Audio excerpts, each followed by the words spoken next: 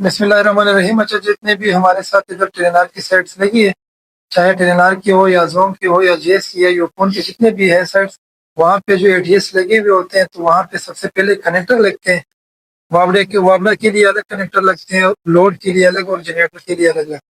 उसके बाद 3 ब्रेकर होते हैं, ये बाईपास के लिए होते हैं ताकि अगर हमारे एनसी खराब हो या कोई मसला हो एडीएस में, ऑटो ट्रांसफर वगैरह नहीं करते, उसकी वजह से फिर हम यहाँ पे मैनुअल ब्रेकर लगाते हैं ताकि ये फिर बाईपास के लिए हम ये यूज कर सकें। अच्छा, सबसे पहले कमर्शियल पावर हम यूज करते हैं। उसमें जो हमारी कमर्शियल पावर है, सबसे पहले वापड़ा वो आती है कनेक्टर तक। कनेक्टर से फिर हमने ये लूप हमने किया हुआ है, क्योंकि हमारे पास इधर अभी सिंगल पेज यूज हुआ है। सिंगल पेज को हमने 3 पेज में कन्वर्ट किया है। यहाँ से एक न्यूट्रल हो गया, तीनों पेज हो गए। यहाँ पे हमने 3 पेज में इसको कन्वर्ट कर दिया। ब्रेकर तक नीचे सप्लाई आ गई। नीचे ब्रेकर से फिर सप्लाई डायरेक्ट हमने लिए यहाँ पर एमसी तक, ये मैग्नेटिक कंडक्टर है। एमसी तक आ गई सप्लाई। यहाँ से फिर दोबारा हमारे साथ दूसरा जो पावर सोर्स है वो जनरेटर है। तो वहाँ यहाँ पे हमारे पास सिंगल पेज यूज हुए, हमने उसको 3 पेज में डिवाइड कर दिए। एक न्यूट्रल है और ये पेज हो गया। यहाँ पे हमारे साथ 3 पेज हो गया, एक न्यूट्रल हो गया। तो जनरेटर का जो ब्रेकर है उसके लिए हमने नीचे से ये तारे ली हुई है।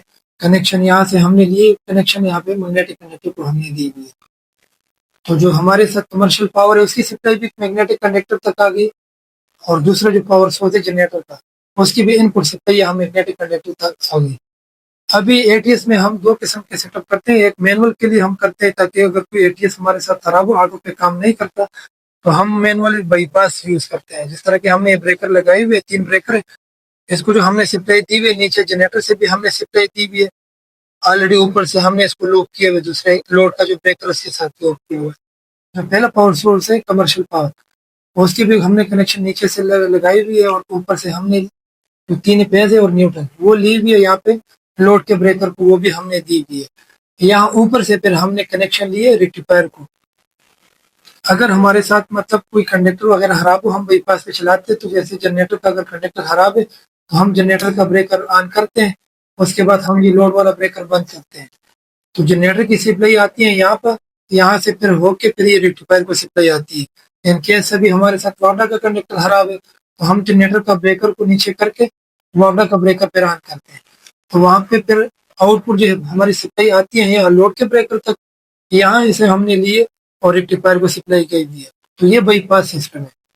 ये एटीएस में हम अगर हमारे साथ मैग्नेटिक कंडक्टर खराब है या नहीं होती, तो हम ये बाईपास सिस्टम के लिए इस तरीके से हम इसको यूज करते हैं, इसकी वायरिंग। अभी दूसरा तरीका जो इसका है वो हम इसकी कंट्रोलिंग करते हैं ऑटो के लिए।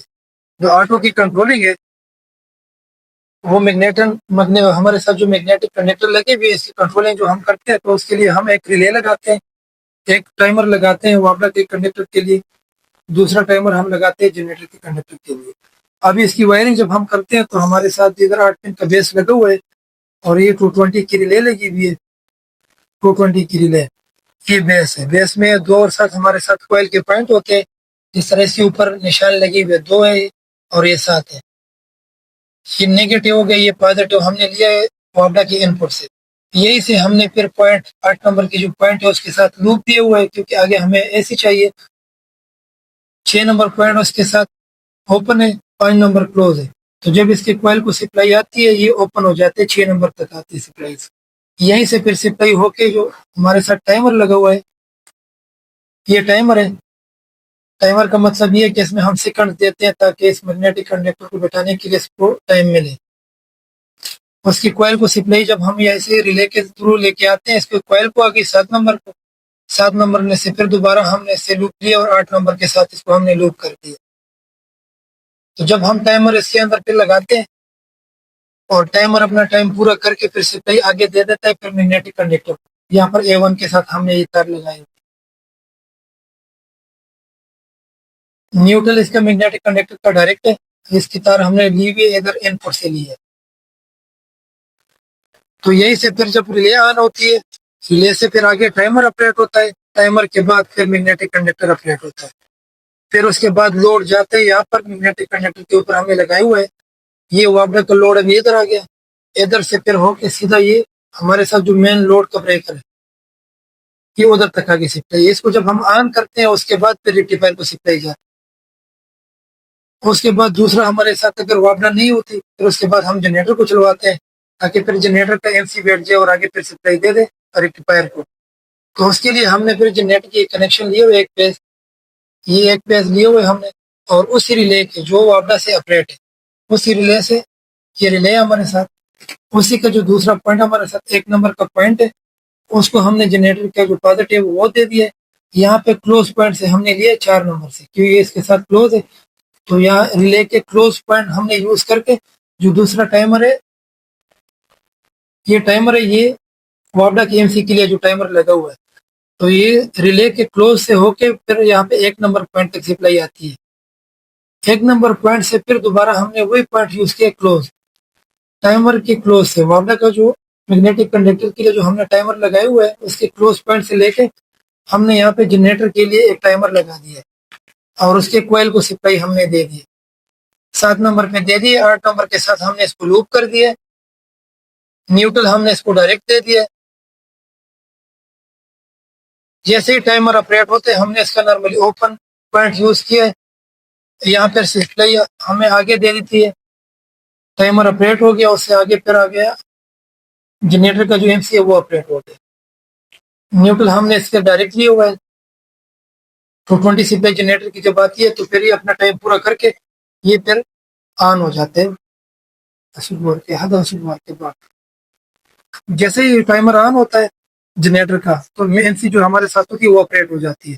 तो जैसे ही एमसी ऑपरेट होगी फिर जनरेटर का लोड, जनरेटर की इनपुट, और वहां से फिर लोड जाके फिर ये सीधा उसी ब्रेकर को आते हैं जो लोड का हमारे साथ ब्रेकर लगा हुआ है, और उसी से फिर आउटपुट सप्लाई आती है रेक्टिफायर को जाती है। इसी तरीके से हमारे साथ जो है ये मैनुअल भी हो गया और हमारे साथ ऑटो पे भी हो गया। अच्छा, अभी हमने इसको चेक करना है, टेस्ट करना है, हमने इसको अभी कमर्शियल पावर देना है, वापडा की तारे हमने लगा दिए। अभी यहाँ पे रिले ऑपरेट हो गई है, टाइमर को हमने टाइम दिया, मतलब सप्लाई यहाँ पे आ रही है लेकिन ये ऑपरेट नहीं हो रहा। ये हमने इसको 10 सेकंड का टाइम दिया हुआ, 10 सेकंड के बाद ये एमसी को ऑपरेट करेगा। ये 10 सेकंड इसने अपना पूरा कर दिया और एमसी ऑपरेट हो गया। तो यहाँ पे इनपुट की जो सप्लाई है वो आउटपुट पे जाएगी, आउटपुट से फिर यहाँ पे सीधा आके हमारे साथ जो लोड का ब्रेकर है वहां तक आएगी, लोड का ब्रेकर से होके फिर सीधा रेक्टिफायर को सप्लाई जाएगी। अभी हमने इसके दरमियान दूसरा पावर जो जनरेटर है उसको चलवाना है, जनरेटर की सप्लाई हमने दे दी है लेकिन वो अभी ऑपरेट नहीं हो रहा क्योंकि वापडा है हमारे साथ। अभी हमने वापडा इससे डिस्कनेक्ट करनी है, वापडा हमारे साथ डिस्कनेक्ट हो गई, जनरेटर अभी चल रहा है। ये अपने साथ जो टाइम दिया तकरीबन ये 20 सेकंड है, 20 सेकंड बाद ये फिर ऑपरेट होगा। हमने इसको टाइम दिए हुए अपने टाइम को पूरा करके ताकि जनरेटर को अपने वोल्टेज स्टेबल कर लिया, उसके बाद फिर एमसी ऑपरेट हो। ये अब एमसी जनरेटर का जो है वो ऑपरेट हो गया। तो यहाँ पे जनरेटर की जो मेन पावर सप्लाई है वो कंडक्टर तक आती है, इनपुट आउटपुट ये फिर होके यहाँ से फिर सीधा जाके ये वही लोड का ब्रेकर है, वहां से फिर सीधा होके रेक्टिफायर को हमारे साथ सप्लाई आती है। अभी जनरेटर चल रहा है लेकिन वापडा भी जब आती है, वापडा सप्लाई दे दो। तो जनरेटर का एमसी है वो उड़ गया और अपने ये वापडा का जो है मैग्नेटिक कंडक्टर ये अभी अपना टाइम पूरा कर रही है। ये अभी दोबारा वापडा का जो है एमसी वो ऑपरेट हो गया। तो इसका मतलब ये है कि हमने इसको टाइम भी दे दिया, दोनों कंडक्टर को, वापडा के कंडक्टर को भी हमने टाइम दे दिया और जनरेटर के कंडक्टर को भी हमने टाइम दे दिया।